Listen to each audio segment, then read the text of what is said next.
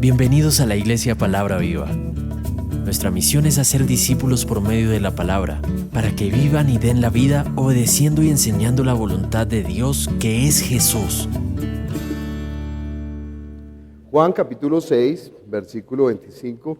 Y hallándole al otro lado del mar le dijeron: Rabí, ¿cuándo llegaste acá? Respondió Jesús y les dijo: de cierto os digo, que me buscáis no porque habéis visto las señales, sino porque comisteis el pan y os saciasteis. Trabajad no por la comida que perece, sino por la comida que a vida eterna permanece, la cual el Hijo del Hombre os dará, porque a éste señaló Dios el Padre. Entonces le dijeron: ¿qué debemos hacer para poner en práctica las obras de Dios? Respondió Jesús y les dijo: esta es la obra de Dios, que creáis en el que Él ha enviado. Le dijeron entonces: ¿qué señal pues haces tú para que veamos y te creamos? ¿Qué obra haces? Nuestros padres comieron el maná en el desierto, como está escrito: pan del cielo les dio a comer. Y Jesús les dijo: de cierto os digo, no os dio Moisés el pan del cielo, mas mi Padre os da el verdadero pan del cielo. Porque el pan de Dios es aquel que descendió del cielo y da vida al mundo. Le dijeron: Señor, danos siempre ese pan. Jesús les dijo: yo soy el pan de vida. El que me viene nunca tendrá hambre, y el que en mí cree no tendrá sed jamás. Mas os he dicho que aunque me habéis visto, no creéis. Todo lo que el Padre me da vendrá a mí, y el que a mí viene no le echo fuera, porque he descendido del cielo no para hacer mi voluntad, sino la voluntad del que me envió. Y esta es la voluntad del Padre el que me envió, que de todo lo que me diere no pierda yo nada, sino que lo resucite en el día postrero. Y esta es la voluntad del que me ha enviado, que todo aquel que ve al Hijo y cree en Él tenga vida eterna, y yo le resucitaré en el día postrero. Murmuraban entonces de él los judíos, porque había dicho: yo soy el pan que descendió del cielo. Y decían: ¿no es este Jesús, el hijo de José, cuyo padre y madre nosotros conocemos? ¿Cómo pues dice este: del cielo he descendido? Jesús respondió y les dijo: no murmuréis entre vosotros. Ninguno puede venir a mí si el Padre que me envió no le trajere, y yo le resucitaré en el día postrero. Escrito está en los profetas: y serán todos enseñados por Dios. Así que todo aquel que oyó al Padre y aprendió de Él, viene a mí. No que alguno haya visto al Padre, sino aquel que vino de Dios, éste ha visto al Padre. De cierto os digo, el que cree en mí tiene vida eterna. Yo soy el pan de vida. Vuestros padres comieron el maná en el desierto y murieron. Este es el pan que desciende del cielo, para que el que de él come no muera. Yo soy el pan vivo que descendió del cielo. Si alguno comiere este pan, vivirá para siempre, y el pan que yo daré es mi carne, la cual yo daré por la vida del mundo. Entonces los judíos contendían entre sí diciendo: ¿cómo puede éste darnos a comer su carne?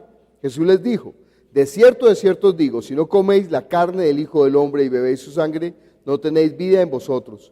El que come mi carne y bebe mi sangre tiene vida eterna, y yo le resucitaré en el día postrero. Porque mi carne es verdadera comida y mi sangre es verdadera bebida. El que come mi carne y bebe mi sangre, en mí permanece y yo en él. Como me envió el Padre viviente y yo vivo por el Padre, asimismo el que me come, él también vivirá por mí. Este es el pan que descendió del cielo. No como vuestros padres comieron el maná y murieron. El que come de este pan vivirá eternamente. Estas cosas dijo en la sinagoga enseñando en Capernaum.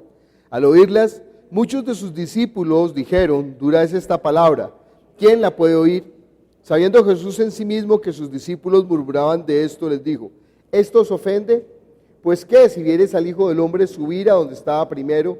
El Espíritu es el que da vida, la carne para nada aprovecha.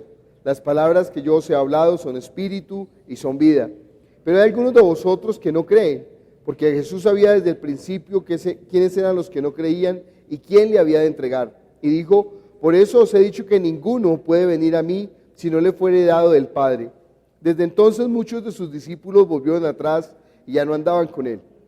Dijo entonces Jesús a los 12: ¿queréis acaso iros también vosotros? Le respondió Simón Pedro: Señor, ¿a quién iremos? Tú tienes palabras de vida eterna, y nosotros hemos creído y conocemos que tú eres el Cristo, el Hijo del Dios viviente. Jesús le respondió: ¿no os he escogido yo a vosotros los 12, y uno de vosotros es diablo? Hablaba de Judas Iscariote, hijo de Simón, porque este era el que le iba a entregar y era uno de los 12. Vamos a orar, pidiendo a Dios que obre con su palabra sobre nuestro espíritu y que la palabra cumpla el propósito para el cual el Señor la envió. El propósito de la palabra es producir vida y vida en abundancia. Entonces oremos. Padre Celestial, nosotros estamos aquí porque anhelamos conocer, Señor, pero conocer con la certeza de la palabra, Señor, no conocer desde la doctrina, no conocer desde el pensamiento del hombre, sino desde tu palabra. Entonces ábrenos las escrituras, Señor, permítenos entender, permítenos ver, permítenos, Señor, maravillarnos, Jesús, por medio de tu palabra. Abre los ojos espirituales y los oídos espirituales. Señor, que nosotros entendamos, Señor, que nosotros podamos ver. Ábrenos los ojos, ayúdanos, Jesús, derrama de tu espíritu con poder en esta noche. Señor, nosotros te clamamos. Dame la sabiduría, el conocimiento, el poder de la palabra, para que yo pueda, Señor, hablar de lo que tú nos has revelado, Señor. Entonces, gracias por este tiempo precioso, en el nombre de Jesús. Amén. Bueno, hemos llegado al tercer ser espiritual, que es el hombre. Hemos hablado de Dios, hemos hablado de los ángeles, hemos hablado de los ángeles caídos, hemos hablado de los ángeles que sirven a Dios, hemos hablado de los ángeles que sirven porque realizan un trabajo, ¿cómo llamamos ese trabajo? Duro, malo, de parte de Dios, ¿sí? Eran los espíritus de seducción o los ángeles que hacen el trabajo que es duro. Y llegamos al hombre, la semana pasada hablamos del hombre y hablamos que este ser espiritual es especial, ¿no? El hombre tiene dos componentes. Su carne, su ser, su vida es tomada del polvo de la tierra. Pero su espíritu viene de arriba, del cielo. Entonces en el hombre operarán dos naturalezas, dos fuerzas, dos circunstancias.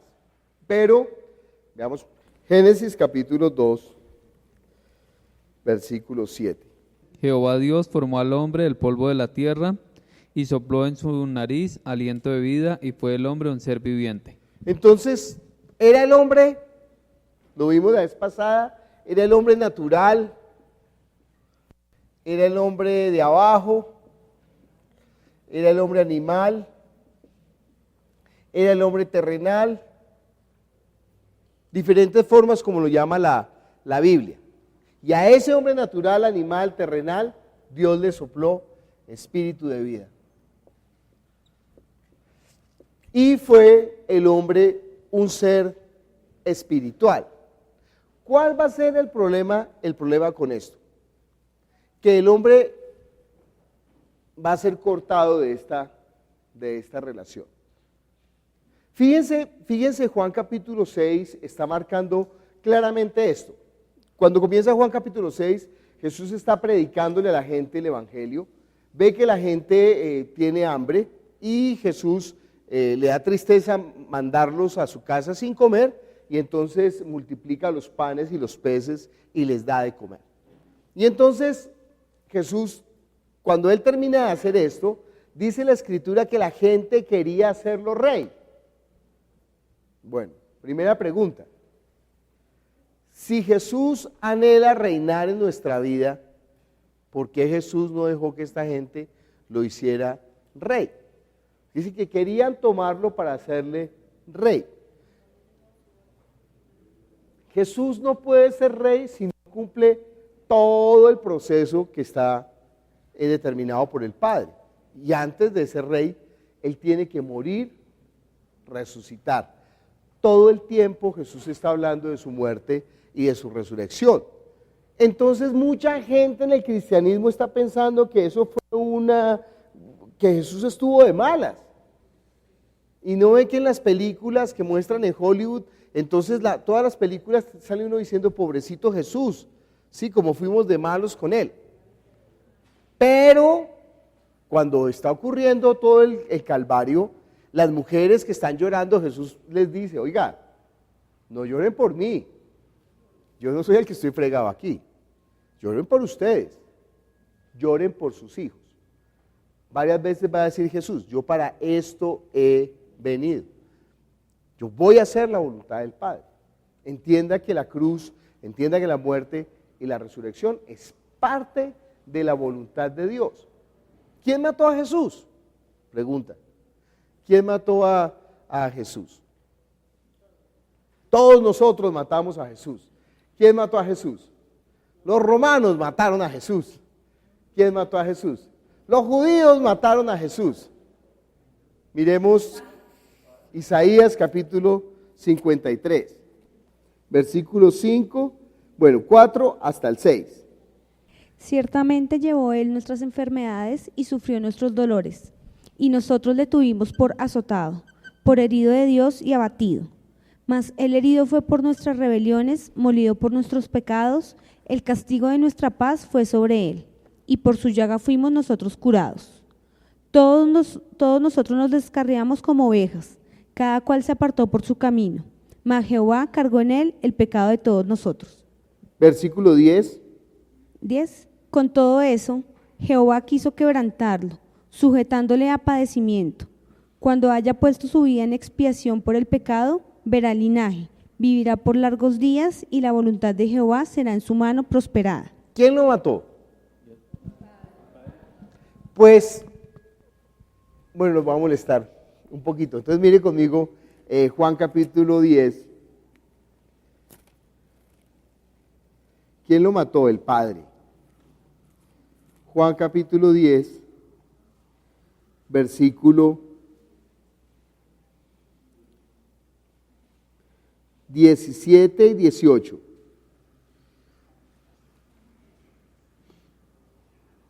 El Padre me ama porque yo entrego mi vida, aunque la recuperaré de nuevo. Nadie me la quita por la fuerza. Soy yo quien libremente la doy. Tengo poder para darla y para volverla a recuperar.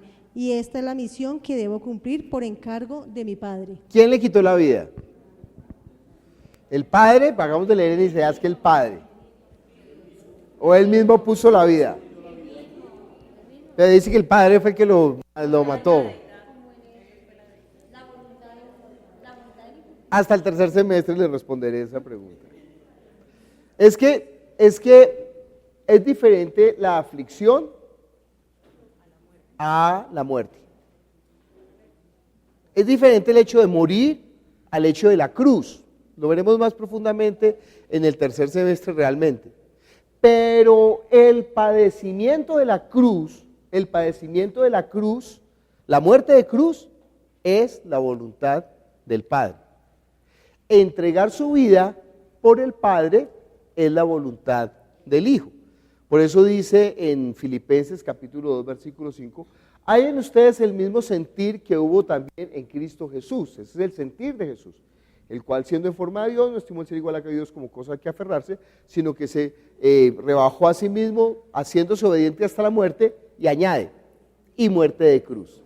La muerte de cruz es la parte del Padre. ¿Y el Padre por qué le hace morir en la cruz? Lo acabamos de leer en Isaías, muy bien, por nosotros, para pagar por el pecado de todos nosotros. Esa es la razón de la cruz. Pero la razón de la muerte del Hijo, de despojarse de su vida, será para glorificar al Padre.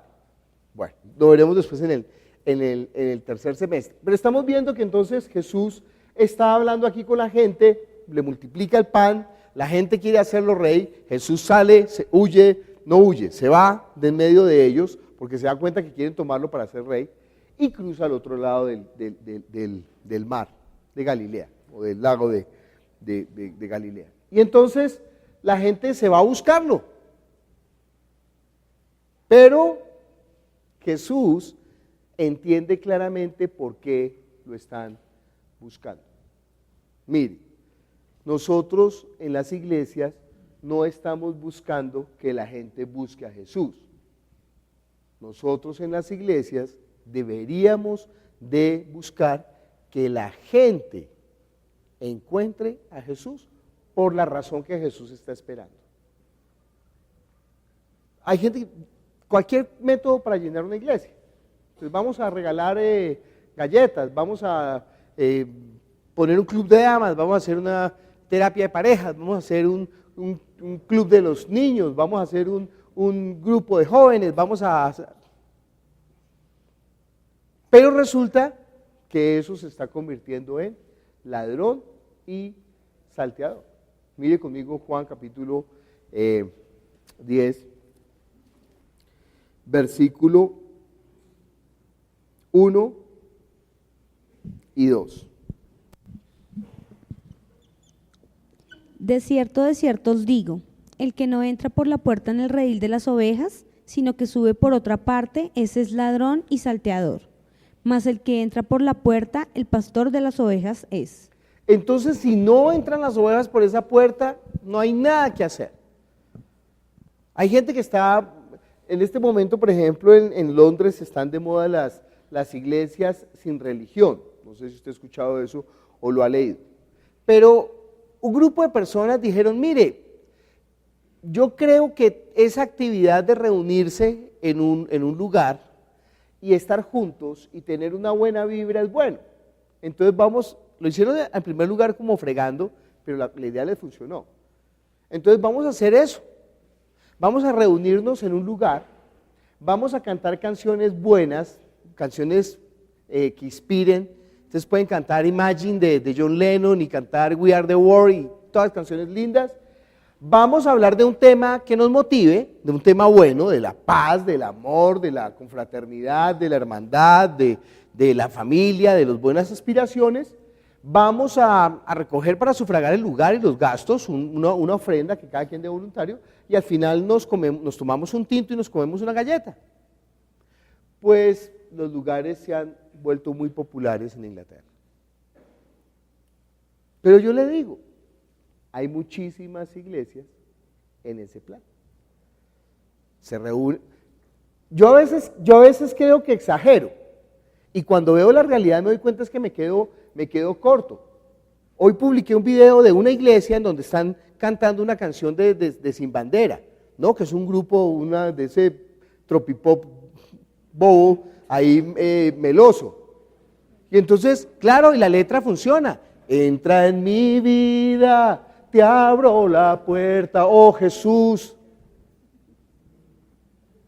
Que ya sin ti no habrá noches eternas. Es que no me acuerdo de la letra muy bien. Sí, podíamos decir, bueno, vamos a cantar una canción de arrepentimiento al Señor. Si te he fallado, te pido perdón de la única forma que sé, abriendo las puertas de mi corazón para cuando decidas volver. Pero resulta que esa canción es una canción romanticoide, mala. ¿Sí? Pero cuando uno empieza a ver las letras de las canciones hoy en día, de las canciones, entre comillas, cristianas, se da cuenta que están tocando algo que no es el espíritu. Están tocando ¿qué? El alma. Y esa es la clave fundamental para poder entender esta diferencia entre el hombre espiritual y el hombre natural. Y entre el evangelio y la religión. La religión solamente llega hasta acá. Y entienda una cosa, a Satanás no le importará que usted tenga una religión. A Satanás lo que él tratará de impedir es que usted jamás llegue acá. Mire conmigo, 2 Corintios, capítulo 4, versículo 4. ¿Quién lee? Pues como ellos no creen, el Dios de este mundo los ha hecho ciegos de entendimiento, para que no vean la brillante luz del Evangelio del Cristo glorioso, imagen viva de Dios. La obra de Satanás es que a los incrédulos no les resplandezca la luz del Evangelio de Jesús. De resto, no tiene problema con la religión. Y cuando nosotros escuchamos esas frases cliché, que son tan peligrosas, por ejemplo, todas las religiones son lo mismo. Eso es verdad. El error es decir, todas las religiones conducen a Dios. No depende a qué Dios, porque si son religiones, conducen al Dios de este siglo. Pero solamente el Evangelio nos restablece la relación con Dios. Y eso es un asunto, usted no sabe cuán álgido es este problema. Este es el lío, esto es el punto neurálgico, la diferencia entre el cristianismo y el resto de todas las religiones. Todas las religiones se pueden reunir a hablar, menos el cristianismo. ¿Por qué? Por un solo versículo. Juan capítulo 14. Y este versículo es el versículo, la piedra en zapato del diálogo interreligioso. Juan capítulo 14, versículo 6. Jesús le dijo: yo soy el camino y la verdad y la vida. Nadie viene al Padre sino por mí. Jesús dijo, yo soy el camino, la verdad y la vida.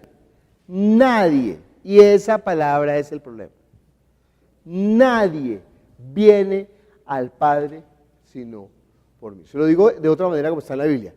En ningún otro hay salvación, porque no hay otro nombre dado a los hombres en el cual podamos ser salvos. Se lo digo de otra manera, a Dios nadie le vio jamás, el unigénito Hijo que está en el seno del Padre, Él le ha dado a conocer. Acabamos de leer de otra manera, yo soy la puerta, si alguno no entra por la puerta, es ladrón y salteador. De modo que si nosotros hablamos del hombre natural, del hombre animal, del hombre terrenal, del hombre de abajo, nosotros hablaremos de cosas lindas. Nosotros hablaremos de conducta. Nosotros hablaremos de moral. Nosotros diremos que la Biblia es un manual de vida. Pero Jesucristo negó esto.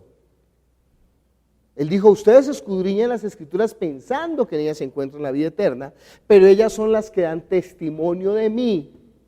Y ustedes no quieren venir a mí para que tengan vida. No, ustedes no quieren leer la Biblia para aprender cómo vivir, no. Usted puede aprender a vivir con cualquier libro, con el Quijote, con las obras de Shakespeare, con los libros de Pablo Coelho, con Walter Rizzo. Pero jamás alcanzará la vida del Espíritu que está en la palabra. Y la religión se encargará de predicar todas estas cosas. Mire cómo es de sensible la cosa que hasta tocan la traducción de las Escrituras para poder justificar este asunto. Mire conmigo segunda de Timoteo capítulo 3, versículo 16. Toda escritura está inspirada por Dios y es útil para enseñar y reprender, para corregir y educar en una vida de rectitud, para que el hombre de Dios esté capacitado y completamente preparado para hacer toda clase de bien. Otra traducción que no sea Reina Valera. La palabra de Hispanoamérica. Ok. Dice, toda escritura está inspirada por Dios y es provechosa para enseñar, para argumentar, para corregir y para educar en la rectitud, a fin de que el creyente esté perfectamente equipado para hacer toda clase de bien. Ok, otra traducción. La Nueva Traducción Viviente. Toda escritura es inspirada por Dios y es útil para enseñarnos lo que es la verdad y para hacernos ver lo que está mal en nuestra vida.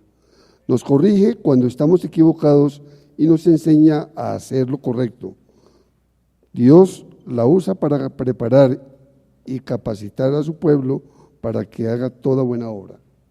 Bueno, última traducción. Esta es la de Jerusalén.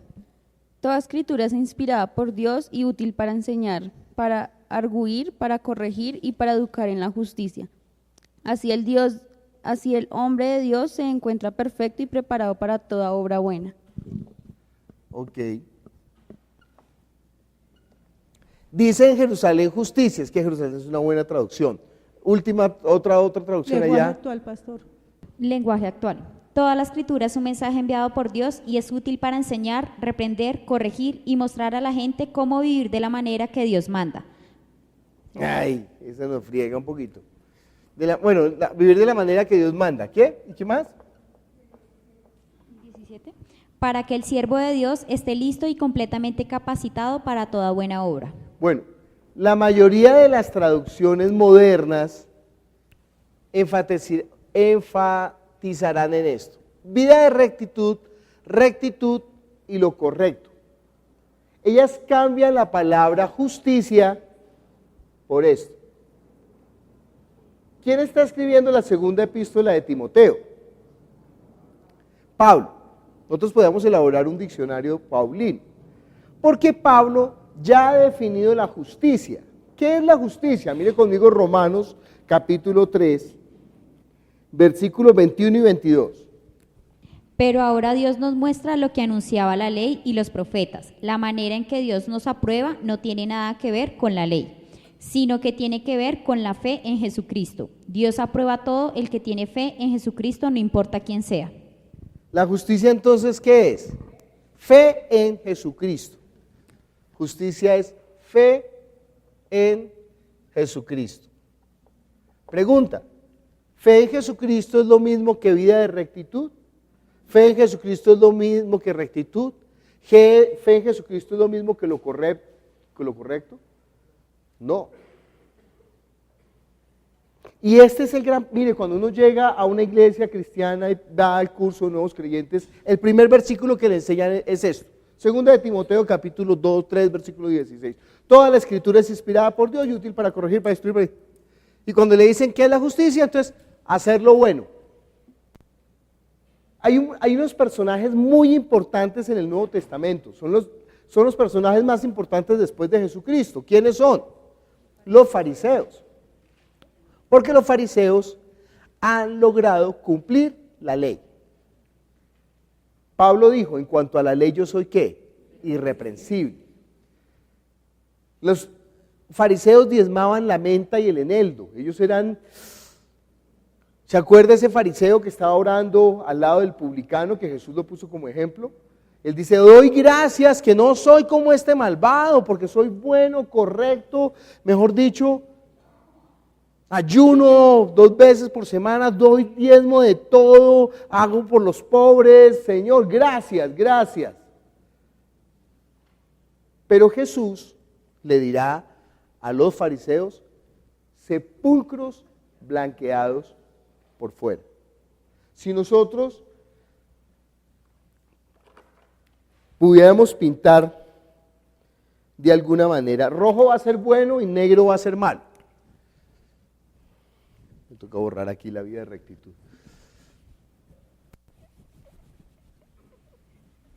Y entonces voy a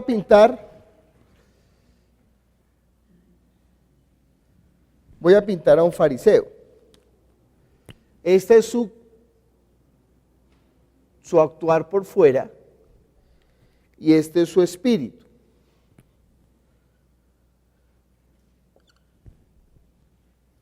Y voy a pintar a un publicano, o sea, a un pecador malvado sin vergüenza. Nosotros no tenemos bueno, sí tenemos el equivalente a un publicano, porque si nosotros traducimos que es un publicano, pues es un cobrador de impuestos. Y entonces nosotros digamos, no, pero un cobrador de impuestos, ¿qué tiene de mal? Pero es que los publicanos en la época de Jesús eran unos malvados que compraban el contrato a Roma para sacarle a la gente el impuesto obligado, y al que no pagaba el impuesto lo vendían como esclavo, le quitaban la manta, mejor dicho, eran malvados, malvados, malvados. Tanto que usted va a leer en la Biblia, los ladrones, las prostitutas, los pecadores y los publicanos. Imagínense, el publicano era peor. Si nosotros pusiéramos un delito hoy en día, en nuestra mano sería narco, parapolítico, militar, terrorista. Que los hay. Ese sería el delito de estas personas. Y si pudiéramos poner un fariseo, a mí no se me ocurre nadie más acertado que la Madre Teresa de Calcuta. Y entonces Jesús le va a decir a la Madre Teresa de Calcuta, le va a decir sepulcro blanqueado por fuera, y le va a decir al narco, parapolítico, militar, corrupto, asesino,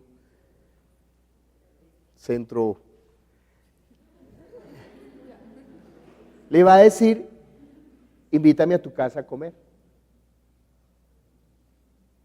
Y eso es, si para hoy en día, para nosotros es un lío, ese evangelio no lo entendemos. Ese evangelio no nos cabe a nosotros todavía porque estamos predicando una cosa completamente diferente. Entonces, estos eran estos personajes. Él está puerco por fuera y puerco por dentro. ¿Cuál es la diferencia? Si la carne vuelve al polvo de la tierra. Entonces, cuando ya están desnudos, ¿cómo están los dos? En la misma condición. Romanos capítulo 3, versículo 23. Todos pecaron y por eso no pueden participar de la gloria de Dios. Otra versión. Por cuanto todos pecaron y están destituidos de la gloria de Dios. Muy bien, otra versión. Todos han pecado y están lejos de la presencia gloriosa de Dios. Todos. Ahí en el versículo 9 dice, el versículo 10, no hay bueno ni aún uno, no hay quien entienda, no hay quien busque a Dios, todos se desviaron, a una se hicieron inútiles, no hay ni siquiera uno. Todos estamos muertos en nuestros delitos y pecados. Todos estamos en esta condición. Puede ser que usted se bañe más veces, no se haya dejado quemar la piel, se haya echado acuasquín, esté más rozagante, pero por dentro su espíritu estaba muerto. De esto no hablará la religión, porque la religión siempre hablará de conducta y de moral, de ser bueno. Y tanto que hemos cambiado hasta la traducción de las Escrituras, hasta el mensaje de Jesús, para decir que el mensaje de Jesús es un mensaje moral. Pero el mensaje de Jesús no es un mensaje moral, porque no ve que Jesús se va a dejar tocar los pies de la prostituta, no ve que Jesús va a entrar a la casa del publicano, no ve que Jesús en el último segundo perdonará al ladrón que está muriendo en la cruz al lado de él. Y eso es inconcebible. Y a los que eran religiosos y a los que eran piadosos les dirá, mire, los ladrones y las prostitutas van delante de ustedes al reino de los cielos. Y entonces eso no lo entendemos por nosotros mismos. ¿Por qué? Porque la religión dirá que el que cumpla los 10 mandamientos tiene vida eterna. Y lo que mostrará el Señor es que ¿qué? Que nadie puede cumplir los 10 mandamientos. Y que fuera de eso, aunque lográramos externamente cumplirlos, Él dijo, si alguno piensa mal contra su hermano, es asesino. Y si alguno desea a una persona en su corazón, ya cometió adulterio. Entonces Jesús nos arrinconó todavía más contra la pared para mostrar el propósito de la ley. Romanos capítulo 3, versículo 20. A nadie, en efecto, restablecerá Dios en su amistad por la observancia de la ley, pues la misión de la ley es hacernos conscientes del pecado. No, quememos esa versión tan humanista. ¡Qué cosa tan horrorosa! ¿Qué versión es esa? Esa la vamos a poner en el top 10 de las más humanistas horrorosas. ¿Cuál es? Hispanoamericana. No, hispanoamericana. Ya, no me voy a olvidar de esa versión. Otra versión más cuerda, más ajustada a la palabra. Porque nadie podrá decir que ha cumplido la ley y que Dios debe reconocerlo como justo, ya que la ley solamente sirve para hacernos saber que somos pecadores. Entiende que la ley es una radiografía, ya lo hemos hablado, pero tenemos que insistirlo 1000 veces, porque todavía tenemos gente, aún que ha tomado el seminario y que predica la palabra, que está diciendo que la ley es necesaria como parte del evangelio.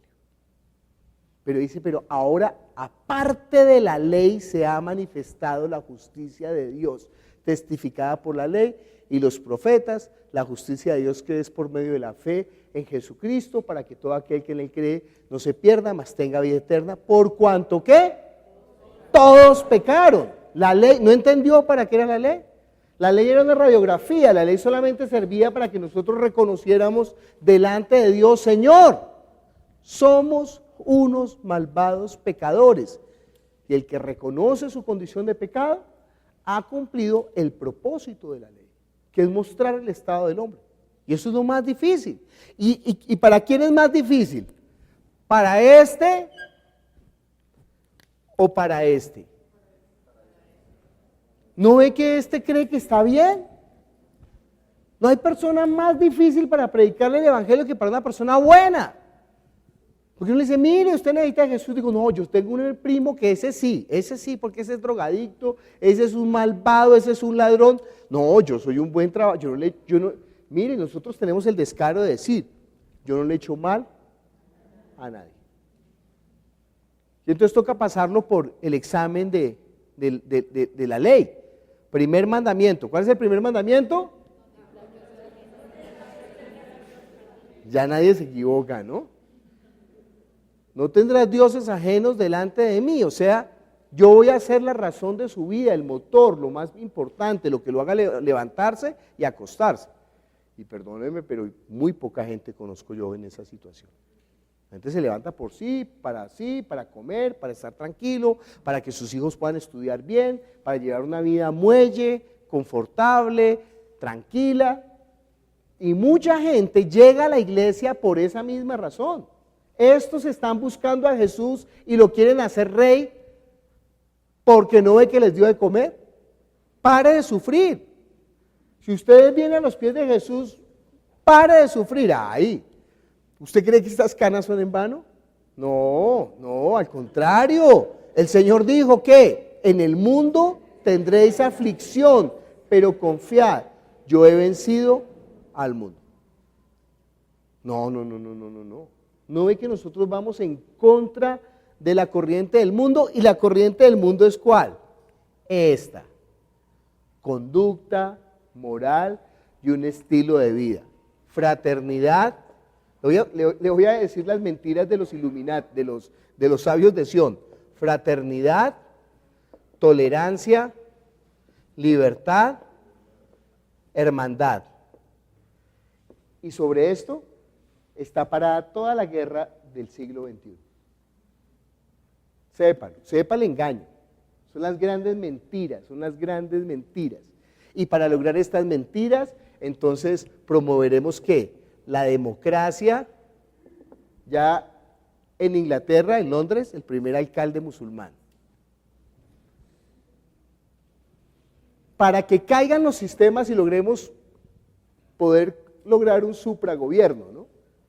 Bueno, fraternidad, tolerancia. ¿Saben quiénes se oponen a esto? ¿Quién está diciendo que no? Jesús. Porque Jesús está diciendo, yo soy el camino, la verdad y la vida, y nadie viene al Padre sino por mí. O sea que si yo soy budista no puedo ir al Padre. Jesús, ¿qué va a decir? Yo soy el camino, la verdad y la vida, y nadie viene al Padre sino por mí. El que tiene al Hijo tiene la vida, el que tiene al Hijo no tiene la vida, sino que la ira de Dios está sobre él. A los que le recibieron, a los que creen en su nombre, les dio la potestad de ser hechos hijos de Dios. A los suyos vino y los suyos no le recibieron, más a los que le recibieron, a los que creen en su nombre. ¿Usted entiende? Ese mensaje es completamente contrario al mensaje del humanismo y al mensaje de la religión. De pronto usted no vuelve a este seminario después de hoy, pero ya terminamos, no me importa. Ya terminamos el primer semestre. Pero entienda lo que se mueve detrás de esto. En ningún otro hay salvación, no, usted no sabe lo que yo tuve que luchar contra ese pensamiento. Porque yo soy un pobre títere de los Illuminati, de esto, de fraternidad, tolerancia, libertad, hermandad, socialismo, igualdad, todas esas bobadas. Y poder arrodillarme ante, yo soy el camino, la verdad y la vida, y nadie viene al Padre sino por mí. ¿Pero por qué? ¿Por qué es tan difícil? Porque no entendemos la condición del hombre. No entendemos que el hombre está muerto espiritualmente. Nosotros entendemos fácil las cosas de la carne, nosotros entendemos fácil las cosas del alma. Pero tenemos un problema, no entendemos las cosas del espíritu. Y no entendemos las cosas del espíritu porque sencillamente esto que unía a Dios con el hombre fue completamente cortado. ¿Por quién? Génesis capítulo, me dijo un profesor de teología a quien quiero mucho, y entonces me dijo, o sea que usted cree ese cuento del Génesis, viejo. Yo le dije, sí, profesor. Me dijo, o sea, ¿usted qué cree? Que si yo tengo un primo musulmán y es bueno, ¿se va a perder? Sí, profesor. Me dijo, no, yo no lo puedo graduar a usted. De teólogo no lo puedo graduar. ¿Usted cree que la Biblia es verdad? Sí, profesor. Para que usted sepa cómo está, le estoy ahorrando 8 semestres de teología. Génesis capítulo 2, versículo 16. Y mandó Jehová Dios al hombre diciendo, de todo árbol del huerto podrás comer, mas del árbol de la ciencia del bien y del mal no comerás, porque el día que de él comieres ciertamente morirás. Muy bien. Pregunta, ese mandamiento que dio Dios en el Edén, ¿qué tiene de conductual? ¿Qué tiene de moral? ¿Qué tiene de manual de vida? ¿Es un mandamiento moral? No le hubiera dicho más bien, mire, no mire esas series de Netflix que presentan cosas tan perversas. Ay, qué cosa, ¿no? Como no tienen ya ningún filtro, entonces presentan lo que se les da la gana. No consuma droga, no tome trago, que no coma del fruto. ¿Eso tiene algo de moral? ¿Tiene algo de conducta? No tiene nada de conducta, sino que solamente es el mandamiento de Dios. Y él dice, si usted, fíjese que le dijo, mire, para la carne que le dio, coma de todos los árboles. Para el alma que le dio, dijo, no es bueno que el hombre esté solo, le haré ayuda idónea. No voy a decir ningún chiste con respecto a eso. No es bueno que el hombre esté solo, le haré ayuda idónea para el alma y para el espíritu. ¿Cuál fue el alimento? ¿Cuál fue el alimento? El mandamiento, no coma del alma. Mire conmigo Juan capítulo 12, versículos 49 y 50.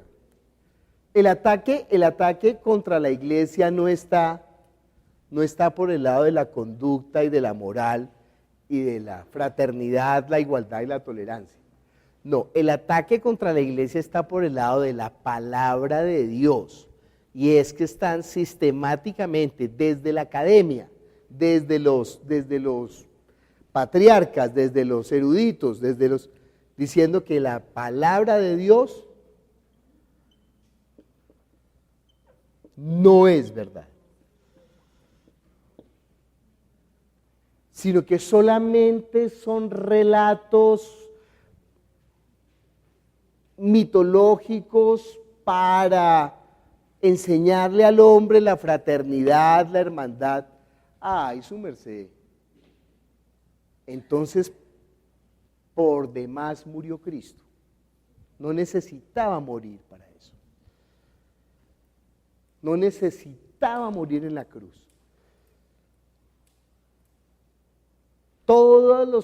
Mire, lea las máximas de Confucio, lea las máximas de de Lin Yutang, lea las máximas de cualquier pensador, de Paulo Coelho.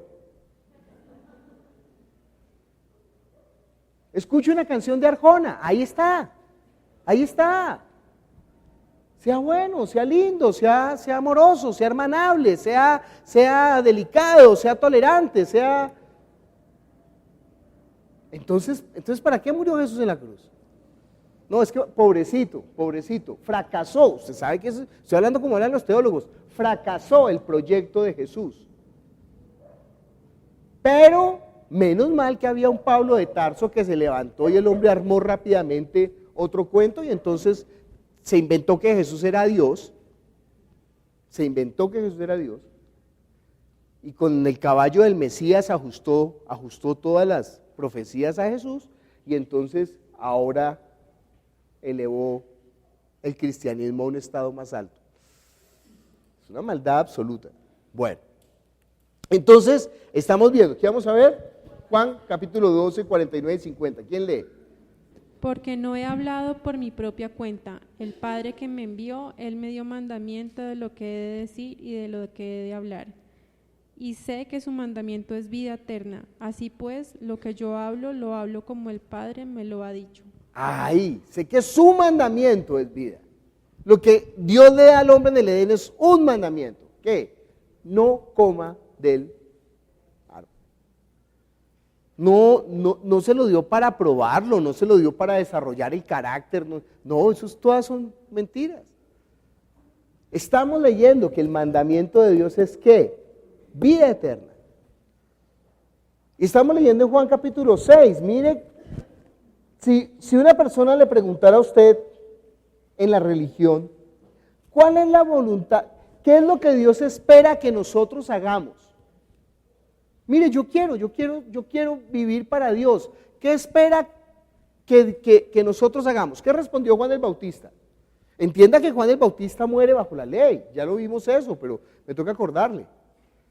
Juan muere bajo la ley. ¿Y qué dijo Juan? El que roba, no robe más. El que tiene 2 capas, dele al que no tiene. Ustedes no cobren más impuestos del que tienen que cobrar. ¿Se acuerda que esos son los mandamientos de Juan? La gente le hace esa misma pregunta a Jesús. ¿Qué debemos hacer para poner en práctica las obras de Dios? ¿Cuál es la obra de Dios? ¿El amor?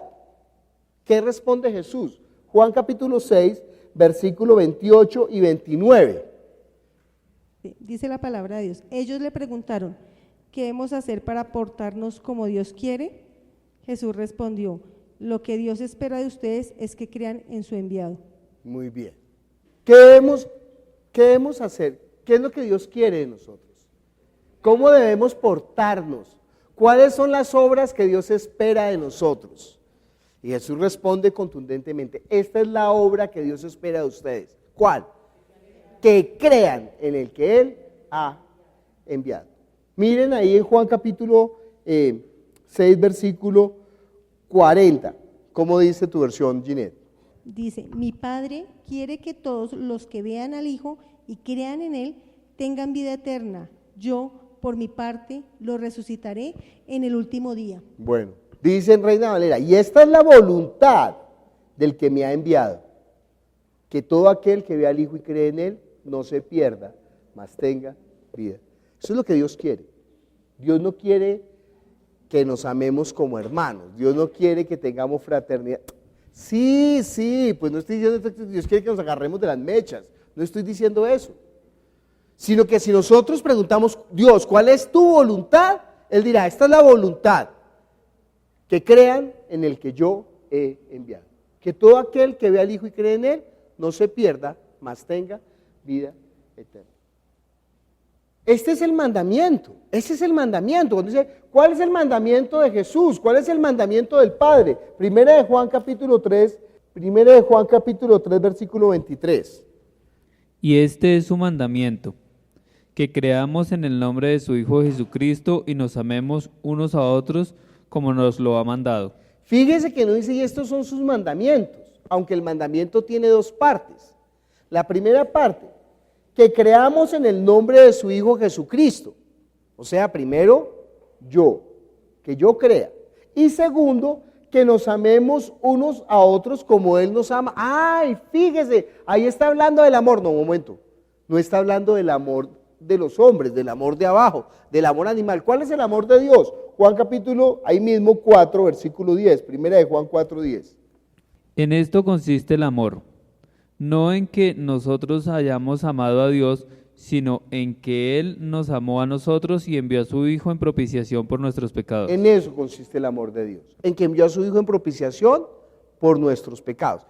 El versículo más famoso pero menos entendido. De tal manera amó Dios al mundo que ha dado a su Hijo unigénito, para que todo aquel que en Él cree no se pierda, mas tenga vida eterna. ¿En qué consiste el amor de Dios? En que envió a su Hijo a pagar por nuestros pecados. Por eso en ningún otro hay salvación, por eso no hay otra manera, por eso no hay otro camino. Nadie más pagó por nuestros pecados, aunque haya hablado lindo, aunque nos encante, no, nadie más pagó por los pecados. Porque el problema del hombre es que el hombre, cuando Satanás hizo que el hombre incumpliera el mandamiento de Dios, en ese día el hombre murió, porque Dios le dijo, el día que de él comas, ciertamente. Y no fue la muerte física, la muerte física estaba establecida desde el principio. ¿Qué tiene que hacer una semilla para germinar? Jesús lo dijo, tiene que morir. Y al principio, ¿qué creó Dios? A las plantas, y toda planta que dé ¿qué? Semilla. El principio de la vida es la muerte. Bueno, no vamos a profundizar en eso porque en el tercer semestre veremos más. Pero Jesús lo dijo, ¿no? Si el grano de trigo no cae a tierra y muere, queda solo. Pero si muere, lleva mucho fruto. Pero no estaba hablando de la muerte física. El día que comieron del fruto, no es que Eva comió y se desvaneció y cayó muerta. No, porque entonces ¿quién le hubiera dado a Adán? Ella fue y le dio a Adán, y el día que Adán comió, no se desvaneció, ¿no? Ellos siguieron viviendo y siguieron con una conducta, siguieron con una moral. ¿No ve que el hijo que van a tener, aunque está muerto espiritualmente, porque a partir de Adán todos nacemos muertos espiritualmente, pero no ve que los hijos tienen una moral? Caín tiene una moral. Y Dios le dice a Caín, ojo, mire, no vaya a matar a su hermano. Pero él ya está muerto espiritualmente. Mire conmigo Romanos capítulo 5, versículo 11. Romanos capítulo 5, versículo 12, perdón. Fue el ser humano el que introdujo el pecado en el mundo, y con el pecado la muerte. Y como todos pecaron, de todos se adueñó la muerte. ¿Qué más la traducción? ¿El ser humano introdujo el pecado en el mundo? No. ¿Quién introdujo el pecado en el mundo? Satanás. ¿No ve que Satanás fue el que dijo? Él fue el primero que pecó, y no pecó en el mundo ni siquiera, pecó en el cielo. Pero por el hombre entró el pecado, claro que sí. Porque, por tanto, como el pecado entró en el mundo por un hombre, y por el pecado la muerte, así la muerte pasó a todos los hombres, por cuanto todos pecaron. ¿Desde cuándo? Desde Adán. Todos nosotros estamos muertos. Efesios capítulo 2, versículo 1. Y Él os dio vida a vosotros cuando estabais muertos en vuestros delitos y pecados. Y esa muerte no significa que no exista. Lo que significa es que no está cumpliendo el propósito para el cual fue creado. Ya lo hablamos la vez pasada. El propósito del espíritu del hombre es tener comunión con Dios. Por eso, dentro de todas las criaturas que existen en este universo, el hombre tiene esa condición única, que aunque es tomado del polvo de la tierra, Dios sopló en él aliento de vida, y el hombre fue capacitado para tener una relación con Dios que no es alma, con Dios que no es carne, sino con Dios que es ¿qué? Espíritu. Pero como fue cortada, la muerte entró en el hombre por el pecado. Y solamente habrá una forma de restaurar esa maldición que cayó sobre el hombre. ¿Quién? Jesús.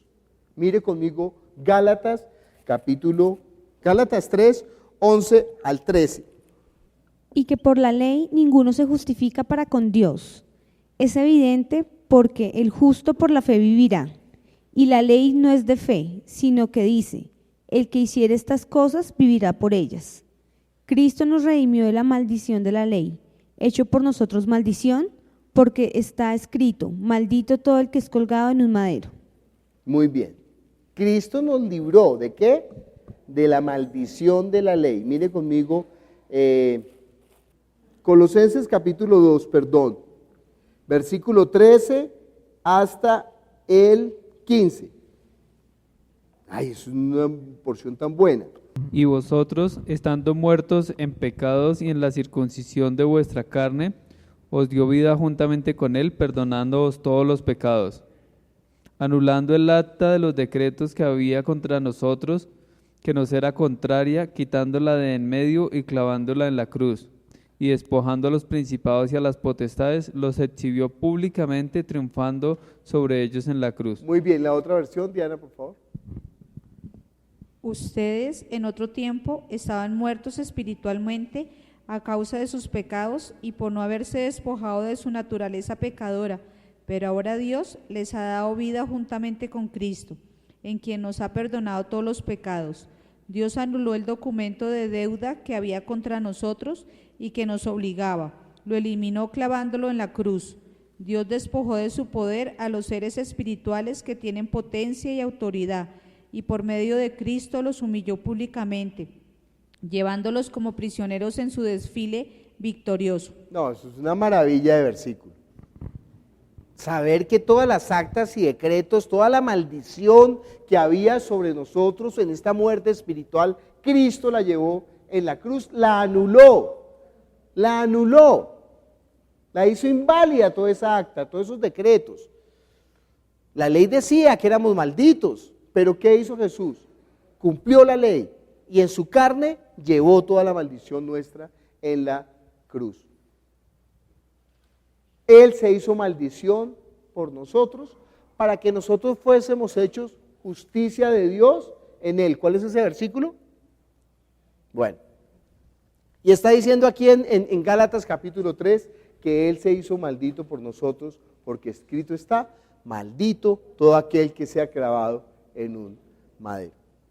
Entonces nosotros, esa maldición que había sobre nuestro espíritu, ¿cuándo entró la maldición? Con Adán, cuando entró la muerte.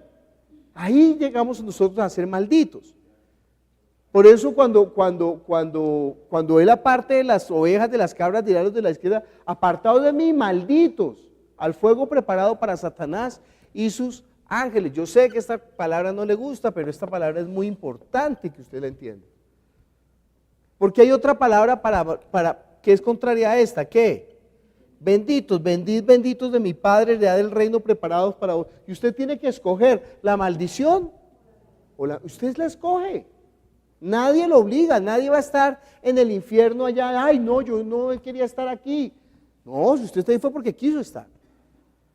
Nadie tampoco va a estar en el cielo obligado. No, yo no quería estar aquí, a mí ¿por qué me trajeron aquí? Yo no creo en esto de la gracia soberana, yo no soy de la predestinación, sáquenme de acá del cielo. No, pues ¿quién va a creer que no va a ir al cielo obligado? No, nadie va al cielo obligado, nadie va al infierno obligado. Él ha puesto delante de nosotros la maldición y la bendición. La maldición era la muerte, la maldición es la inmundicia. Por eso él le dijo a los fariseos, ustedes por fuera están blanqueados, pero ustedes portan adentro ¿qué?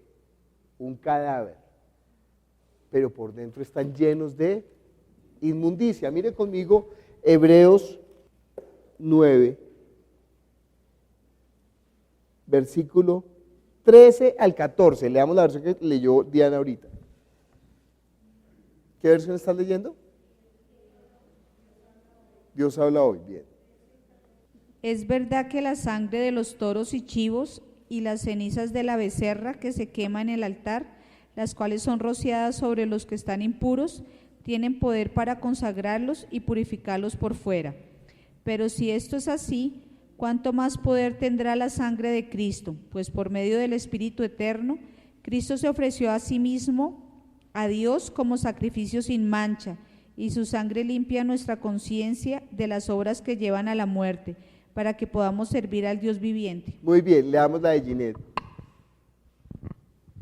Dice, se da por hecho que la sangre de machos cabríos y de toros, así como las cenizas de una ternera, tienen poder para restaurar la pureza externa cuando se esparcen sobre quienes son considerados ritualmente impuros. Pues cuanto más eficaz será la sangre de Cristo que, bajo la acción del Espíritu Eterno, se ha ofrecido a Dios como víctima sin mancha, cuánto más será capaz de limpiar nuestra conciencia de las acciones que causan la muerte para que podamos dar culto al Dios viviente. Entonces habla de lo externo y de lo interno. Si la sangre de los machos cabríos podía limpiar a los inmundos externamente, ¿cuánto más la sangre de Jesús limpiará qué? Vuestra conciencia interior para que sirvan al Dios vivo.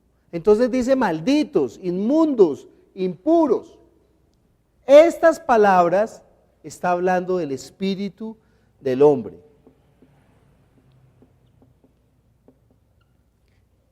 Estas palabras jamás las usará para referirse a los ángeles caídos. Jamás. Jamás usted leerá que el diablo es maldito, jamás usted leerá que el diablo es inmundo y jamás leerá que el diablo es impuro. Sino que esto está hablando del espíritu del hombre. El hombre es el que es maldito, el hombre es el que es inmundo y el hombre es el que es impuro. ¿Por qué estamos hablando de esto? Porque cuando habla de los seres espirituales que Jesús echó fuera, los demonios, está hablando de esta condición, de un espíritu muerto, de un espíritu que está destituido de la gracia de Dios, de un espíritu que está bajo la condición de la separación de Dios. Cuando el pecado entró en el mundo por un hombre y por el pecado la muerte, el hombre quedó bajo condición de maldición. Y esa maldición se ve, esa maldición se experimenta externamente. Sí, entró la enfermedad, entró la miserableza, por eso dice que envió su palabra y los sanó y los libró de la ruina. Porque en ese momento entró la condición del hombre de indigencia. Cuando el hombre ¿qué? Pecó. Y cuando Jesús va a orar por la gente, aunque lo está sanando externamente, Él está declarando una condición espiritual. Por ejemplo, a una persona le dice, tus pecados te son perdonados. Levántate, toma tu lecho y anda.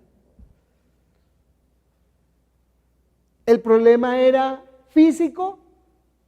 Sí, pero el origen era ¿qué? Espiritual, porque por causa del pecado, este hombre estaba en esa condición. Por eso Jesús le dijo, tus pecados te son ¿qué? Perdonados. Pero a otra persona le dijo fue, espíritu ciego, espíritu mudo, espíritu sordo, yo te ordeno ¿qué? Sal de él. Pregunta, ¿acaso los ángeles sufren de sordera, de mudez o de ceguera? No, porque los ángeles no tienen un cuerpo físico. Entonces, ¿quiénes son los que traen esa maldición? Los espíritus de las personas que murieron bajo la condición de maldición. O sea, no alcanzaron a la fe en Jesús. Mire, esto parece que fuera pues la gran novedad, pero no es la gran novedad. Cuando usted lee los diccionarios de griego encontrará que la palabra demonio significa espíritu de los muertos. Y cuando usted lee la literatura de la época de Jesús, encontrará que los demonios son espíritus de los muertos. Y cuando usted lee acerca de los babilonios, ¿qué creían los demonios que eran los demonios? Espíritus de los muertos. Y los romanos, espíritus de los muertos. Y los ídolos que eran personas muertas y a esas personas les ofrecían sacrificios y les ofrecían alimentos. Mire conmigo el Salmo 106, versículo 28. Se unieron a sí mismo a Baal-peor y comieron los sacrificios de los muertos. Muy bien. Versículo 38. Y derramaron la sangre inocente, la sangre de sus hijos y de sus hijas, que ofrecieron en sacrificio a los ídolos de Canaán. Versículo 37. ¿37? Sacrificaron sus hijos y sus hijas a los demonios. A los demonios, a los muertos y a los ídolos. Lo está utilizando como sinónimo. O sea, ¿cuál es el problema? El problema del hombre no es la conducta. El problema del hombre es que no tiene una relación con Dios por medio de Jesucristo. Puede ser una persona buena, puede ser una persona intachable en su moral, pero si no conoce acerca de Jesús, se va a perder por la eternidad. Así sea su abuelita buena que le dio de comer a las palomas toda la vida. ¿Usted entiende lo doloroso que es eso? ¿Usted entiende lo difícil que es esto para el pensamiento humano? ¿Cómo así? ¿Usted me está diciendo que mi papá que fue bueno y correcto se va a perder? Y entonces le digo, no, yo no le digo eso, lo dice la Biblia. No, yo me salgo por la oreja, claro. ¿Yo qué me voy a meter a pelear con usted por su papá? Yo le digo, es lo que dice la Biblia. En primer lugar, que bueno no hay ni uno. En segundo lugar, que porque cuanto todos pecaron, están destituidos de la gracia de Dios. Que la paga del pecado es la muerte, pero que la respuesta de Dios es vida eterna por medio de Jesucristo para todo aquel que cree. No hay nada más que hacer, y ese es el gran asunto del hombre. Si una persona no cree en Jesús, se pierde eternamente y para siempre. Ese es el mensaje de la Biblia.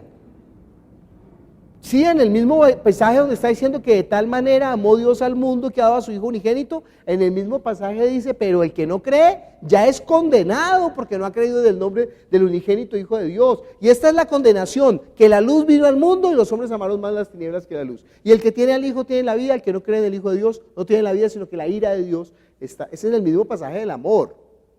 Ah, pero como que nos gusta solamente el amor. Pero no queremos entender la otra parte, que es bendición y maldición, que es vida y muerte. Y si una persona no llega a conocer acerca de Jesucristo, se pierde eternamente.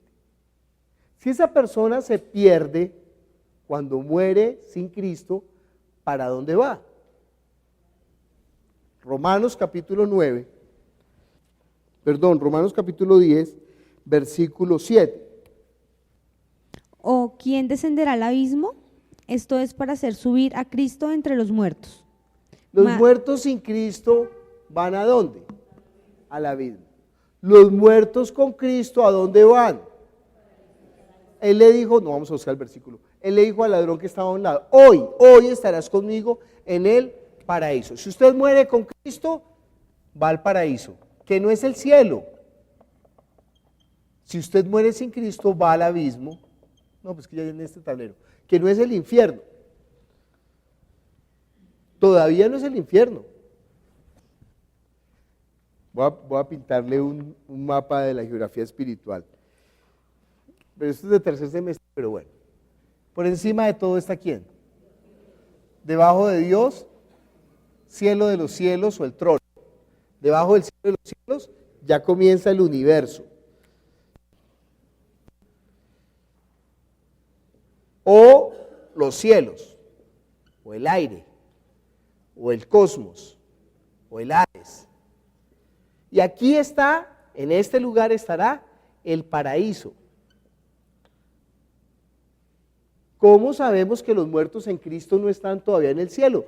¿No ve que Jesús dijo en Juan capítulo 14, mire, yo les voy a preparar un lugar, cuando lo hubiere preparado, volveré y los tomaré para que donde yo estoy, ustedes estén conmigo. O en 1 Corintios capítulo 15, dice que todos resucitaremos de los muertos, pero cada uno en su debido orden.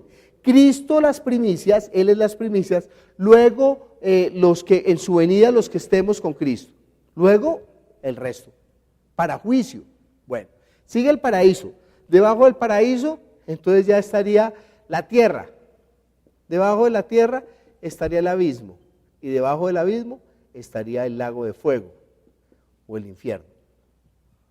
Estoy hablando espiritualmente, no uno diga, ay, mire el cielo, no, estoy hablando, cuando nosotros decimos arriba el cielo no quiere decir arriba, es otra, simplemente es otra dimensión, no podemos hablar como, decimos arriba pero para decir otra dimensión, pero no es bajo este sistema de alto, bajo y ancho, es otra dimensión, arriba es.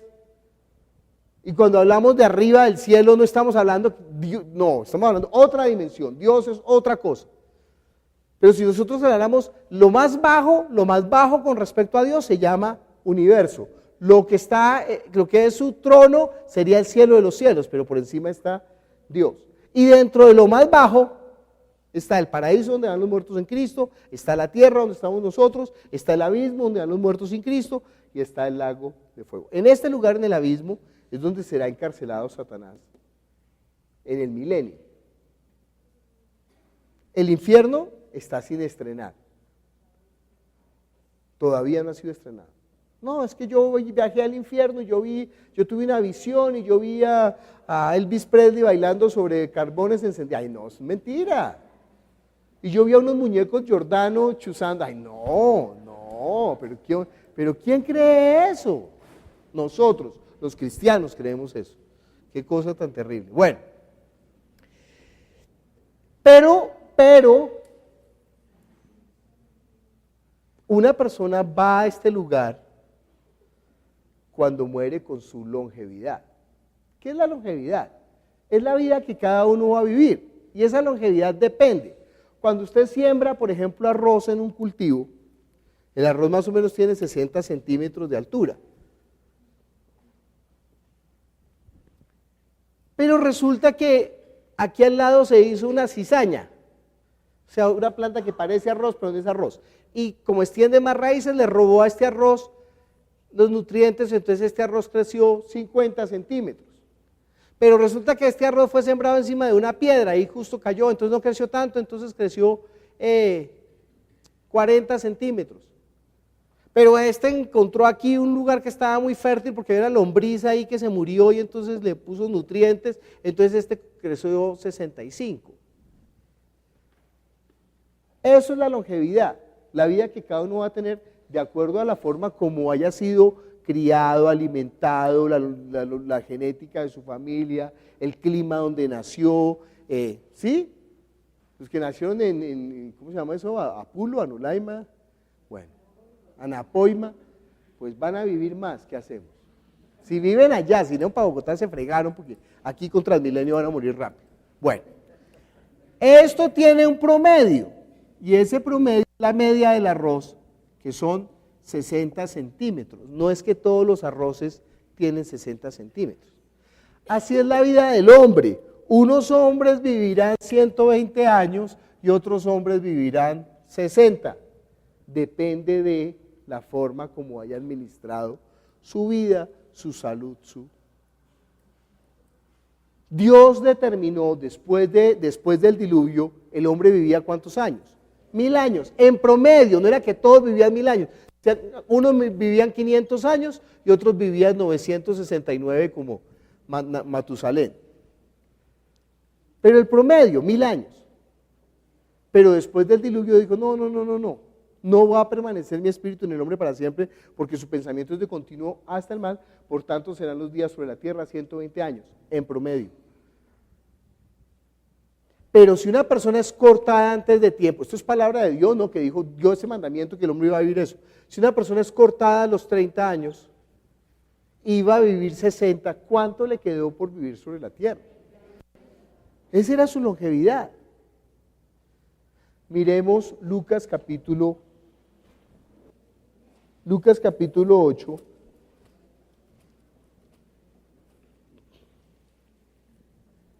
versículo 26.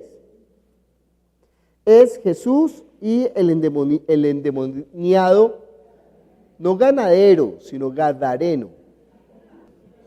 Los demonios no son de Dios, pues claro que no son de Dios, pero son el tema más bíblico del mundo. El que más habló de los demonios fue el Señor Jesús. Y donde más se habla de Satanás y de los demonios es en el Nuevo Testamento. Listo. De modo que la iglesia sí tendría que hablar muchísimo de los demonios. ¿Qué dice? Versículo 27.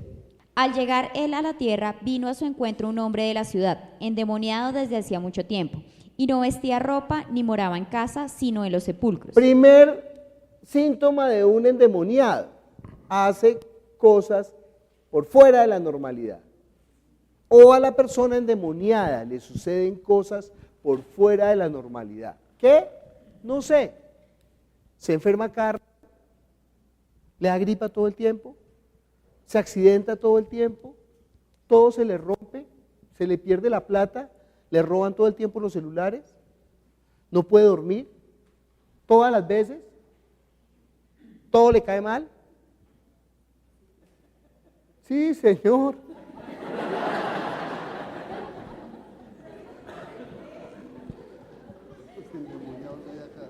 Le dan iras incontenibles, pelea normalmente con la pareja,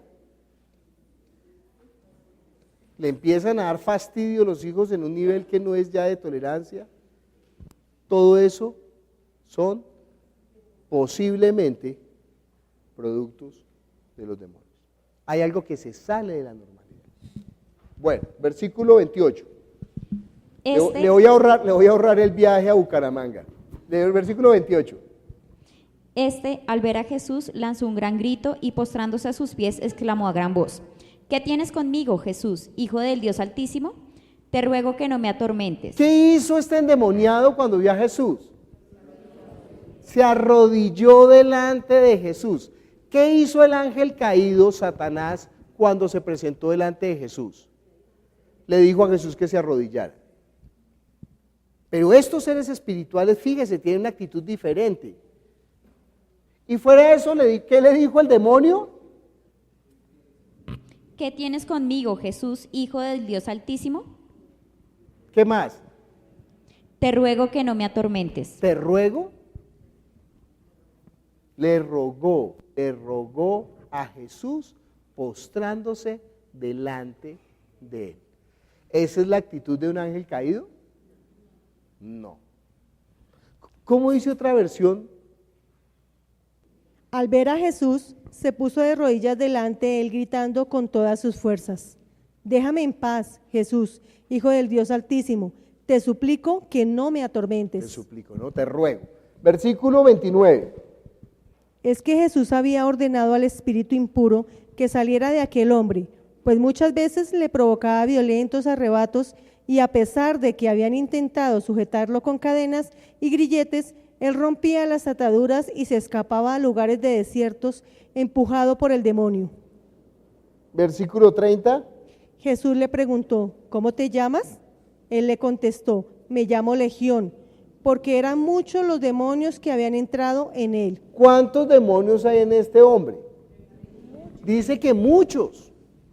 O sea, estos espíritus inmundos prefieren estar hacinados en el cuerpo de una persona que estar por fuera.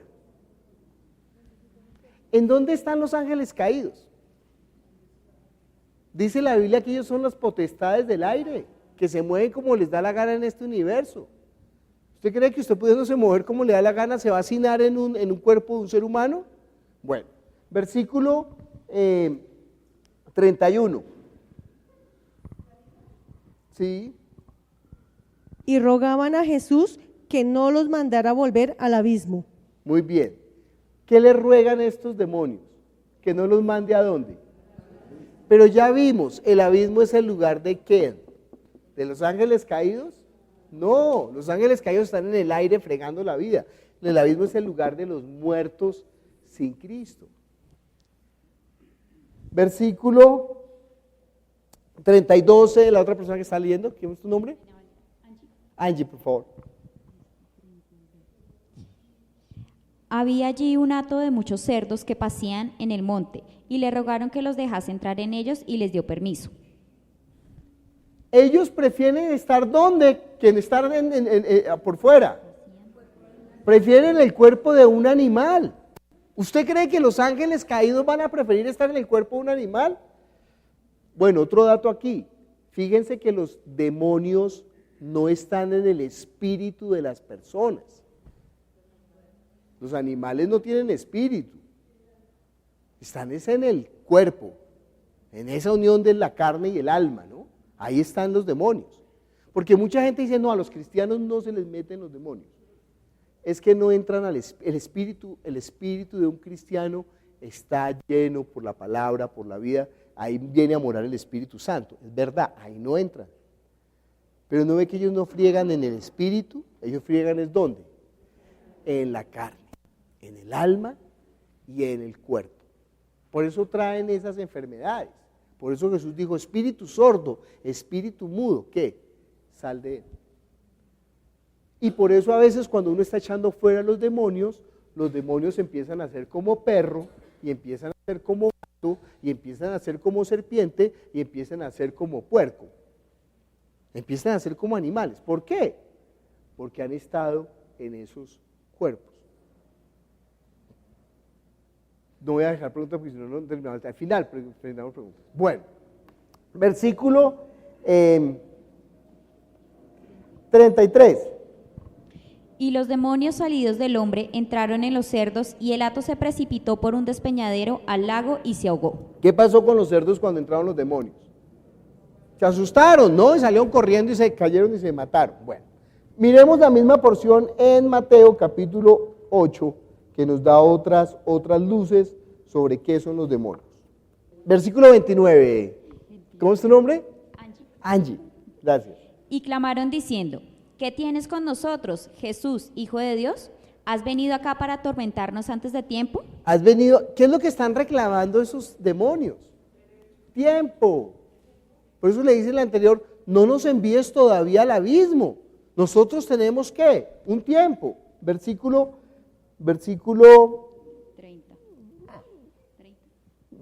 31.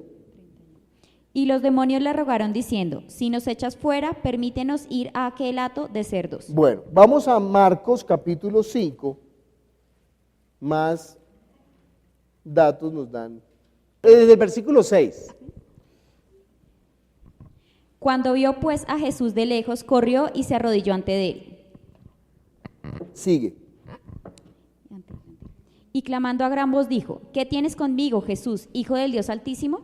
Te conjuro por Dios que no me atormentes. ¿Sigo? ¿De qué?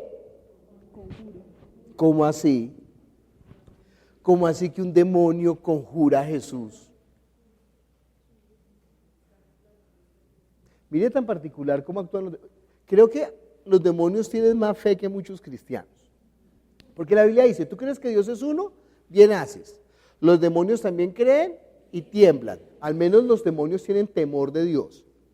Y fuera de eso, cuando se les da la orden, ¿qué? Obedecen. Fuera de eso, se arrodillan ante Dios. Y fuera de eso, ruegan. Y fuera de eso, ¿pero qué es conjurar? Otra versión. Al ver de lejos a Jesús, echó a correr y fue a arrodillarse a sus pies, gritando con todas sus fuerzas, déjame en paz, Jesús, Hijo del Dios Altísimo, por Dios te ruego que no me atormentes. Por Dios te ruego, pero... No hay un diccionario por ahí de griego. ¿Qué es conjurar? ¿Quién más conjuró a Jesús? ¿Se acuerdan de otro personaje que conjuró a Jesús? El sumo sacerdote. Cuando Jesús no le quería contestar, para obligarlo a contestar, el sumo sacerdote le dijo, te conjuro que me respondas, ¿eres tú el Hijo del Dios Altísimo? Porque conjurar era reclamar un derecho basado en la palabra de Dios, es un derecho legal. Y estos demonios están reclamando un derecho, porque has venido a molestarnos antes de tiempo, no nos envíes todavía al abismo. Ellos están reclamando un derecho de tiempo, que todavía pueden fregar un tiempo antes de irse, ¿qué? Al abismo. Bueno, ¿qué más dice ahí? Versículo 10. Y le rogaba mucho que no los enviase fuera de aquella región. Fíjense que ellos tienen una limitación ¿en qué? En el desplazamiento. Los ángeles caídos se mueven como les da la gana. Pero estos espíritus inmundos o malditos, o perdidos, o impuros, no, tienen una limitación. Mateo capítulo 12, ¿por qué estamos viendo esto de esta manera? Por una sencilla razón. Si yo le pregunto a usted qué es, menos Alejandro no vaya a contestar, si yo le pregunto a usted qué es un estartero, ¿qué diría usted? Normalmente, si no ha ido a las clases, diría, no sé, la Biblia habla de estartero. ¿Qué es un estartero? No sé, ni siquiera vea que vea esa palabra en la Biblia, porque tienen que leer la Biblia. A este tiempo ya he leído 4 veces el Nuevo Testamento, 4 veces de haber leído la palabra estartero. ¿Qué es un denario? Es una moneda. ¿Y cómo lo sabe? Porque en la Biblia no dice denario es una moneda, no lo dice. Pero por el uso en la lectura uno se da cuenta, por el uso de la palabra en medio de la lectura, porque dice que una mujer tenía 10 denarios y perdió uno y se afanosamente lo buscó, entonces dice uno, pues es algo de valor y además es algo que no es muy grande, se puede perder. Pero además dice que vinieron unos trabajadores y a uno le pagó por la mañana un denario y al que llegó por la tarde también le dio un denario. Entonces, no, pues tiene que ser una moneda. Y fuera dice que el salario de un día era un denario, de modo que lo mismo es un estartero es una moneda, ¿sí? Porque le dice, ve y saca un pez y en su boca hallarás un estartero, con eso pagas tu impuesto y el mío. Aunque la Biblia no está diciendo que es un estartero, no dice estartero, 2 puntos. Moneda usada en la época, no dice eso, pero por el uso, es como si no dijera, imagínese que usted no supiera que es un burro. Entonces uno dice, ¿qué es un burro? Leyera uno y Jesús entró montado en un burro, ¿qué será un burro? Pues ya entiende que es un animal de carga, porque no es que Jesús entró montado y que normalmente no habla, porque cuando el burro habló en la Biblia, pues se asustaron. Entonces, un animal de carga que no habla, que además es humilde, porque dice que tú humilde entras en un burrito, entonces es un animal humilde de carga.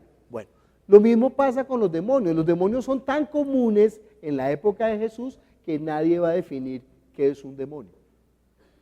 Pero toda la gente sabe qué son los demonios. Viene una mujer sirofenicia y le dice a Jesús, mi hija está gravemente enferma, atormentada, ¿por qué? Por un demonio. Cuando Jesús dice, ellos quieren hablar mal de Jesús y decir que está loco, dicen, lo que pasa es que tiene un demonio y el demonio le hace hablar locuras. O cuando viene un demonio y toma a una persona y le hace hacer algo raro, entonces, es que mi hijo tiene un demonio que lo toma y lo echa en el piso. Entonces, por eso uno puede inferir que es un demonio. Entonces, ¿qué es un demonio? Es un espíritu, porque también lo dice espíritu inmundo, no es difícil. Es un espíritu, pero ¿es un espíritu de qué? Si es un espíritu, o es el espíritu de Dios, o el espíritu de un ángel, o el espíritu de un hombre.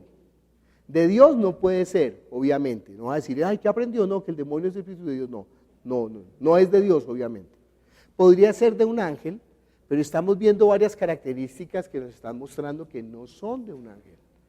Porque tienen una limitación en el movimiento, porque son enviados al abismo, porque están reclamando un tiempo, porque prefieren estar en los cerdos que estar fuera, porque pueden estar muchos en un mismo lugar, porque se arrodillan delante de Jesús, porque ruegan, porque conjuran.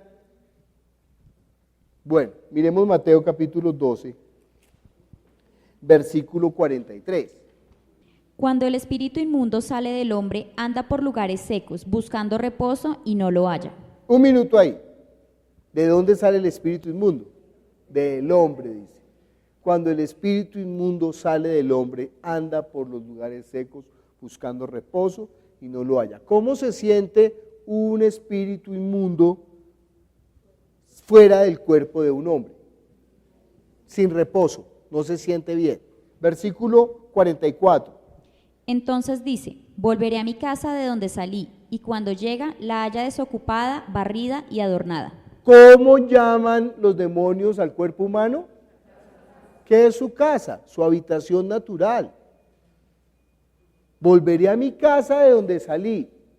Sí, cuando llega la halla barrida, desocupada y vacía. ¿Qué significa hallar la casa barrida, desocupada y vacía? o sea que la encuentra ideal para habitar. No crea que está diciendo barrida es porque no ha leído la Biblia, desocupada porque no tiene el Espíritu Santo. ¿Y qué más? Adornada porque se puso a decir groserías. No. O sea, encuentra el lugar ideal para vivir, lo encuentra. ¿Usted cuál cree que es el lugar ideal para los demonios?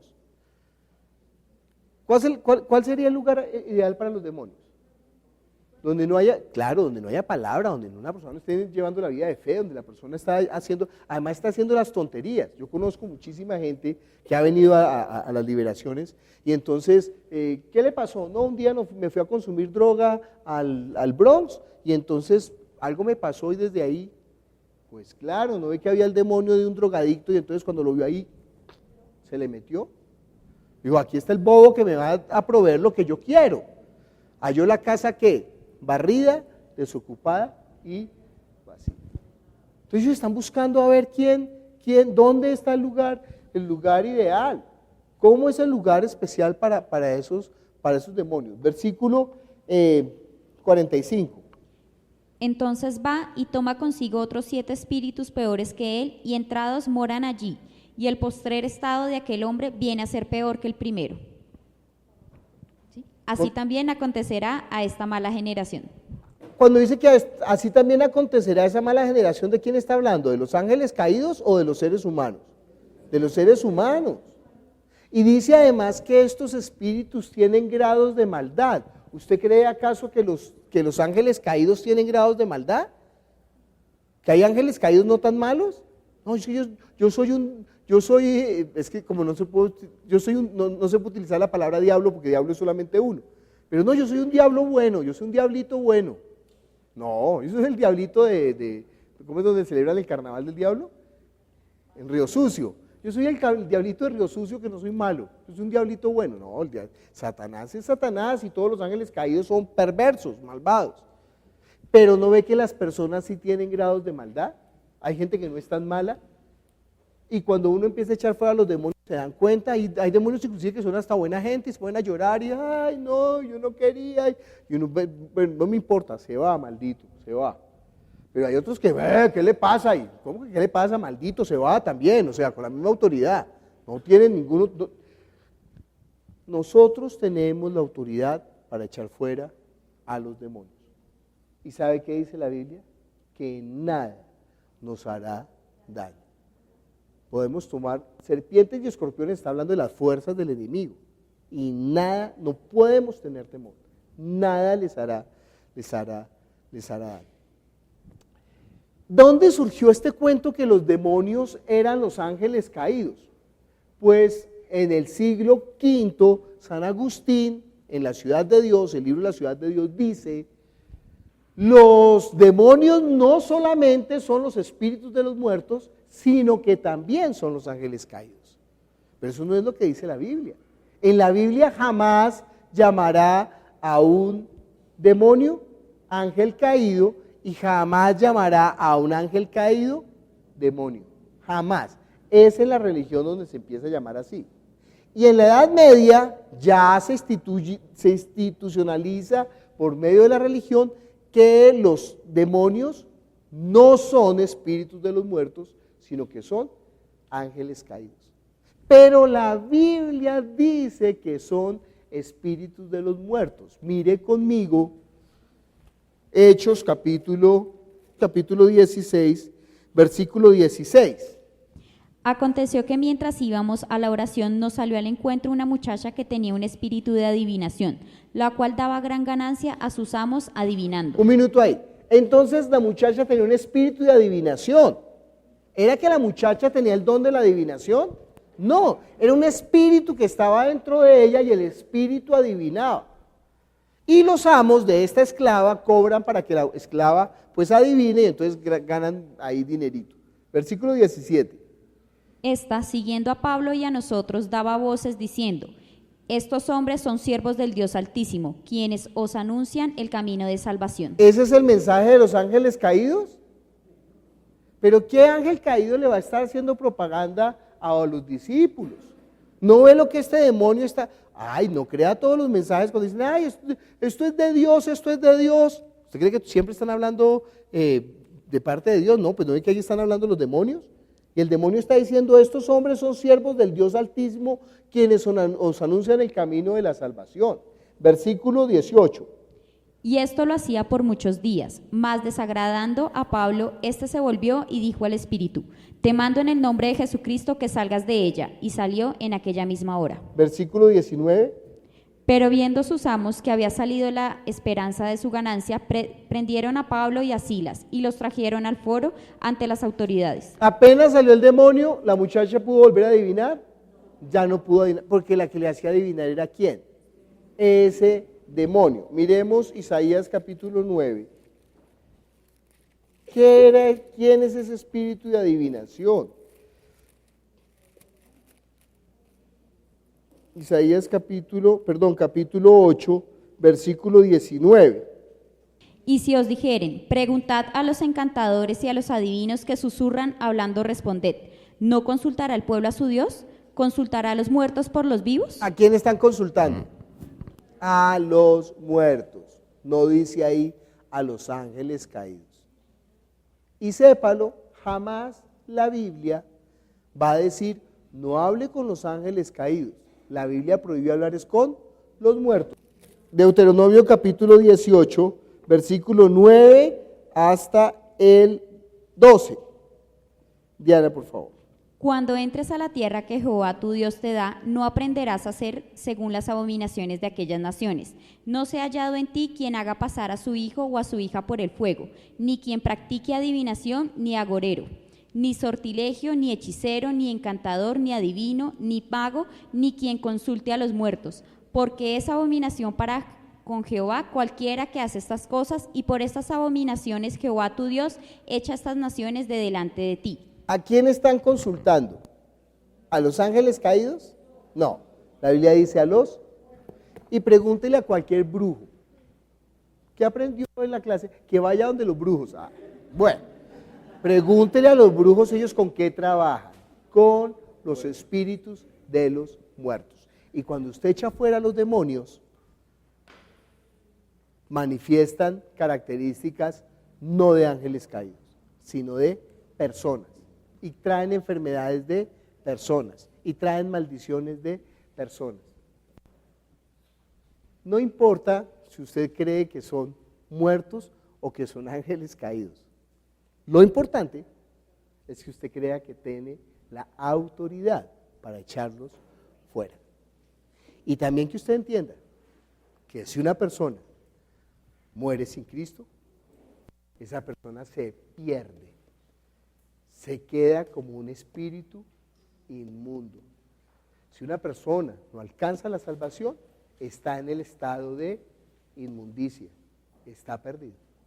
De modo que la labor que nosotros tenemos que hacer, de evangelizar, de predicar a Jesús, mire, ama mucho a su pareja, ¿y por qué no está aquí? Porque usted debería haberle estado predicando el evangelio. Ay, cómo te amo, mi amor, te voy a regalar una cobertura para tu iPhone. No, mejor regálele el evangelio. Y a su familiar, mi primito del alma como lo quiero, pero está perdido. La abuelita linda, divina, tus santas canas que venero, pues si no conoce a Jesús, está perdida la viejita. Nosotros tenemos que tener la urgencia de predicar el evangelio de la salvación. Y tenemos que tener el agradecimiento que alguien nos predicó a nosotros el evangelio, no para la conducta y la moral, sino que nos habló del Espíritu. Ahora, no se preocupe, que cuando usted nazca por el Espíritu, le aseguro que usted se va a convertir en una mejor persona. Y todas esas cosas que no podía superar por la carne, por el Espíritu, tenga la seguridad, las va a dejar atrás. Porque mayores, mire, terminemos leyendo Romanos capítulo 8, para que duerma esta noche. Bueno, quisiera terminar esto orando para echar fuera a los demonios, pero no hay tiempo.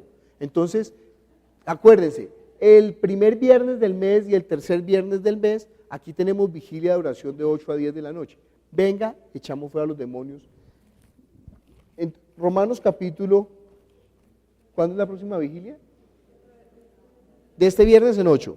¿De este viernes en 8? Entonces lo espero este viernes en 8. Y si la cosa es muy urgente, pues llámeme y cuadramos y echamos fuera. Versículo 11. Angie que leyó también. Romanos capítulo 8, versículo 11. Y si el espíritu de aquel que levantó de los muertos a Jesús mora en vosotros, el que levantó de los muertos a Cristo Jesús vivificará también vuestros cuerpos mortales por su espíritu que mora en vosotros. Entiende que si el espíritu está bien, todas las cosas van bien. Por el espíritu nosotros podemos vencer todas las cosas de la carne, mientras que por las cosas de la carne jamás alcanzaremos la vida del espíritu. El camino es diferente. El camino no es de afuera hacia adentro como los fariseos. El camino es de adentro hacia afuera como Zaqueo, como la mujer del frasco de alabastro y como todos los que tuvieron un encuentro con Jesús. Nosotros somos transformados en el Espíritu y por el Espíritu hacemos morir las obras de la carne. Padre Celestial, nosotros te damos gracias por tu palabra que es la verdad, tu palabra es verdad, estamos aquí reunidos en tu nombre anhelando todas las cosas que vienen de ti. Ayúdanos a entender espiritualmente, ayúdanos a vivir espiritualmente y ayúdanos a vencer todas las cosas de la carne por medio del Espíritu, Señor, que el Espíritu tuyo mora en nosotros, Señor, y nos hace, Señor, superar todas las cosas de la carne. Padre Celestial, que nosotros usemos toda la fuerza de nuestra alma, Señor, todo el afecto, todo el cariño, todo el aprecio, todo lo que sentimos, para que eso nos mueva realmente a llevar a los que amamos a tus pies, Señor. Y aún a nuestros enemigos, eso solamente por medio del Espíritu podemos hacerlo. Que nosotros seamos bendición para los que nos maldicen, Señor, y orar por los que nos ultrajan y nos persiguen. Gracias te damos, llévanos con bien en el nombre de Jesús. Amén.